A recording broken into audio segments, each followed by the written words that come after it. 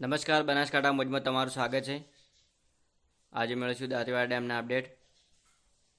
હાલમાં આવકમાં ઘટાડો થઈ રહ્યો છે। હાલની આવક 785 ક્યુસેક નોંધાઈ રહી છે।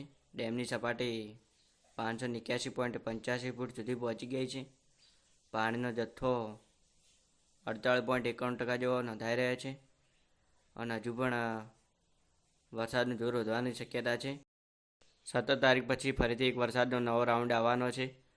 જો નવો રાઉન્ડ આવે અને બનાસકાંઠા જિલ્લામાં અમીરગઢ, દાંતા, અંબાજી વિસ્તારમાં ભારે વરસાદ પડે અને રાજસ્થાનના માઉન્ટ આબુમાં ભારે વરસાદ પડે તો ડેમમાં વધુ પ્રમાણમાં આવક વધવાની શક્યતા છે।